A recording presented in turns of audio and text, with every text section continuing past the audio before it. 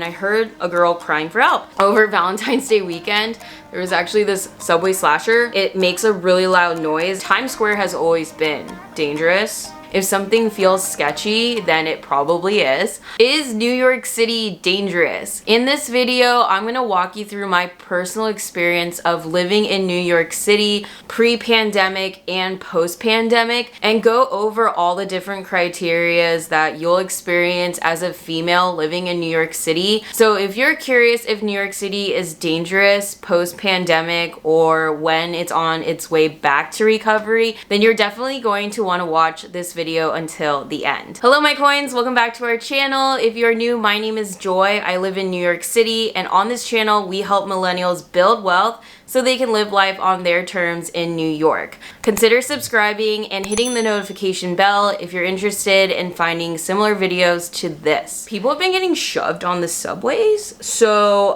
we're gonna get it all into that right now. So let's start off with number one. If you are a female living in New York City, is it safe? And I would say, as a female, when I first moved to New York, up until the incident in like October, I felt fairly safe as a female. I would walk New York all the time, even at night. I walk my dog all the time because, you know, he needs to go outside. So we would walk all the time and I always felt fine. But when I first moved into my apartment now, which is actually, like, give you some context, I live in a nice area, and the first month that I moved in, I actually woke up in the middle of the night around like 4 a.m. I heard running down the cobblestone streets. The footsteps were getting louder and I was like, what is that? And I heard a girl crying for help. And I kind of like looked outside my window, and right when I looked outside my window, I saw that this guy had like attacked her and jumped on top of her, and they were like fighting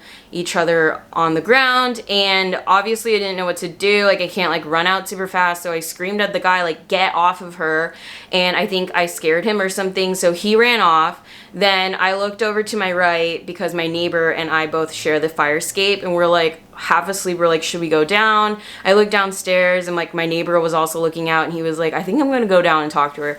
So we all went down. By the time we got down there was already 3 cop cars that were there. Like, there was a ton of people from my neighborhood block that all came out, like guys, girls, all different age groups, which made me feel comforted knowing that I live in a very supportive block. Luckily, like, nothing seriously happened to her. I mean, he like definitely groped her and stuff, but it was really scary because she was walking home, I don't know, like probably from her friends or whatever, and I guess she lived in that intersection. She was just like going back to her apartment, and I guess like some guy was like following her. Anyways, he like ran off, so the cops went to go try to find him, and it was very traumatizing for me to have watched this. It does make me nervous. So my friend actually recently told me about this thing, which is called Birdie. So Birdie is kind of like this like protectant thing that you guys can have, guys or girls, because in the state of New York, it's illegal to have pepper spray. Like, you can't buy it. So she told me about this, and basically when you pull this out, it makes a really loud noise, and this white thing over here will actually start sirening really loud. Let's actually see what it sounds like. Okay, so it's really loud. Yeah, so that's basically like super loud. So I bought that and it was like $30. I actually have a code over here. I think it's like JoyMay10 or whatever. So if you guys want to get a Birdie, you guys can insert my code over there and get a little discount. So that's the scary part about being a girl in the city, is like mostly that, you know, like as like New York's gotten cold and like the curfew has gone down, which means that like usually I wouldn't go out at night alone after midnight, and now it's like kind of gotten moved earlier. So that's really the scary part. Actually, like, I'm in the process of renewing my lease, and when I was negotiating my lease price, I was sharing with my landlord like crime in the area to try to get my lease for cheaper, which I'll give you guys an update later. And I actually found another article of someone who got burglarized on my street, and the guy like broke into her apartment. She lived on the second floor. She was sleeping at the time, and the guys tried to sexually assault her and then asked for money. She gave him like money in an envelope and pushed him out, and then as they were like fighting, she ripped up the cash. Good for her. But that's just scary, because I feel like if my neighborhood is screwed, then is there hope? Let's talk about the homeless people. So as I mentioned earlier, New York City is a sanctuary city, which means that if you are homeless, you can actually create a tent and, you know, cohabitate an area. When I first moved into my apartment, out across the street from me was a restaurant that went out of business. So there was like scaffolding outside the restaurant. Scaffolding's like where you have construction and like there's like kind of like a ceiling on top of it. So there was this homeless person that was like chilling there all summer, and he literally had a bed with a comforter. He had a coffee table, he had a bookshelf, he had twinkle lights, and he also had some bourbon on his living couch. Anyway, so I thought maybe it was like a one-time thing, but as I was like slowly moving my stuff over there, I was like, okay, he's like not moving. So I called 311 to just let them know to have like the homeless shelter come clean up the space, because I'm not comfortable walking my dog when there's like a homeless person outside. They didn't do it, and it took like maybe like 5 to 10 times. And then I found out through my neighbors that that guy had actually been there since March. When I moved in, it was end of September. So this guy was just like chilling out there because no one said anything. And when you don't say anything, that's how it gets bigger. So in the state of New York, if you're homeless, you can actually be in front of a business that is no longer in operation. It's legal. And in July, the NYPD is no longer attached to the homeless department. They're completely different departments. So the homeless department, they're completely full right now because of everything that's going on. So like these like internment camps are like growing. Like in some areas, it literally looks like a third world country. It's really sad.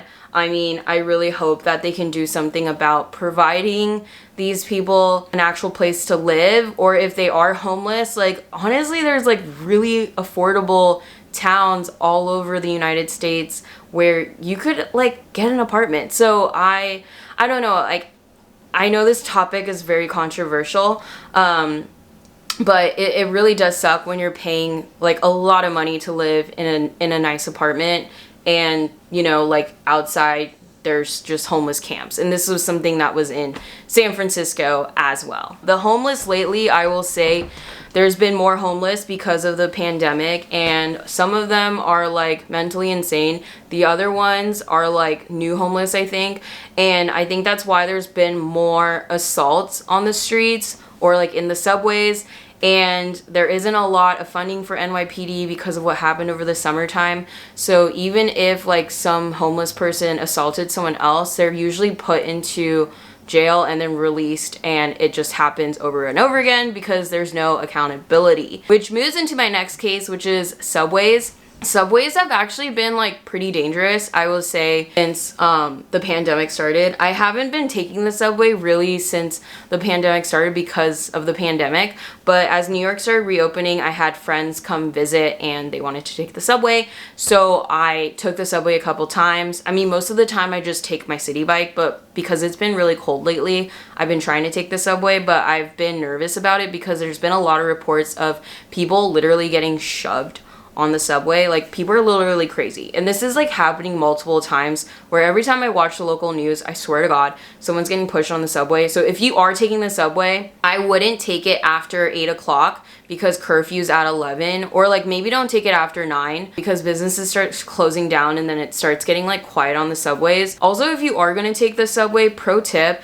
is literally don't stand on the yellow line looking for the train to come, because someone could come around you and push you, I would probably stand like where the poles are, and there's like a little indent where the pole is that you could like stand over there, and I would just kind of like hermit myself over there, or like stand by the staircase where you're walking down. That way if someone was gonna shove you, it would take them like a lot of energy to try to shove you. I also would not be totally distracted with your AirPods when you're in the subway, and like I would just walk if you can. But yeah, that's been going on the subway. Over Valentine's Day weekend, there was actually this subway slasher that was going on the A train, and he was stabbing homeless people. I think he stabbed like 4 or 5 homeless people, and like 1 or 2 lived. But yeah, he got caught. He's in jail. Anyways, that's been going on. So my mental health has been kind of like all over the place. I would say neighborhoods, any neighborhood that is more residential,